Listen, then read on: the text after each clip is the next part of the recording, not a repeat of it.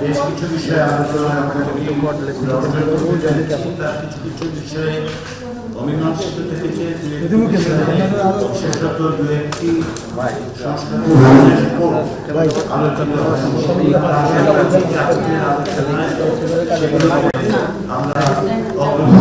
করতে পারব। আজকের আলোচনার মধ্যে প্রাথমিক পর্যায়ে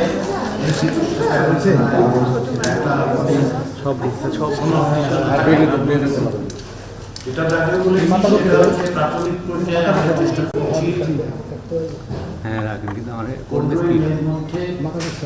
প্রাথমিক পর্যায়ে সমস্ত রাজনৈতিক দলগুলোর সাথে আলোচনা শেষ করে দ্বিতীয় পর্যায়ের দিকে অগ্রসর হওয়া। সেদিক থেকে আজকের আলোচনা আমাদের পক্ষ থেকে জাতীয়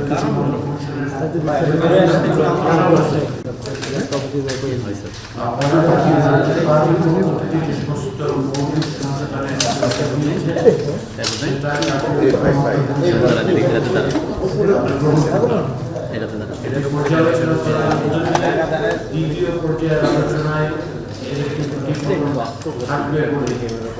আমরা মনে করি, আমরা আশা করি আলোচনার ক্ষেত্রে আমরা যেটা বারবার বলেছি, আলোচনা আনুষ্ঠানিক অনানুষ্ঠানিক বিভিন্নভাবে অগ্রসর হচ্ছে এবং তার মধ্যে দিয়ে আমরা চেষ্টা করছি একটি জাতীয় সনদ তৈরি করতে, যার লক্ষ্য হচ্ছে ভবিষ্যতে বাংলাদেশের একটি গণতান্ত্রিক রাষ্ট্র প্রতিষ্ঠার একটা পথরেখা তৈরি করা।